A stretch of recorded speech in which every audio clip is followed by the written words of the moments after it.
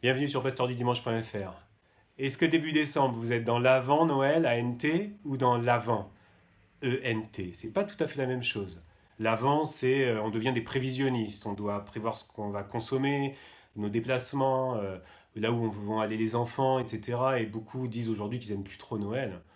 Ou alors il y a l'avant, un temps où dans la foi, on est invité à accueillir ce qui vient.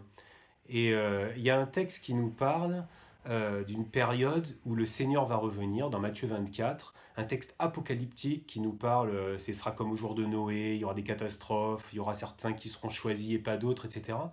Et les églises s'en sont servies souvent pour maintenir des croyants dans la peur, en fait, hein, ou dans la culpabilité, pour les tenir. Mais il y a quelque chose d'autre qui est très très beau dans ce texte, c'est que nous sommes appelés à devenir des veilleurs.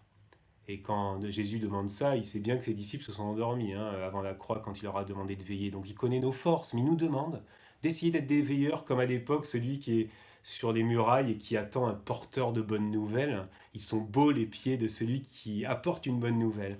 Donc il y a une dimension de veille, mais active, de confiance et sans doute de disponibilité. Vous savez, il est dit dans ce texte aussi, soyez prêts.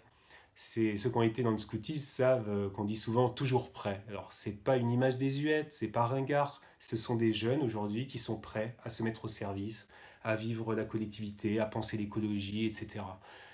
Penser des nouvelles manières de vivre ensemble. Donc veiller et être prêt, c'est simplement dans la foi être disponible et peut-être aujourd'hui savoir accueillir quelque chose de l'ordre de l'improviste qui va renouveler nos vies, être attentif à ce qui vient, un pardon, une réconciliation, une nouvelle manière de consommer, une nouvelle manière de manger, une nouvelle manière d'être avec les autres et d'être avec Dieu.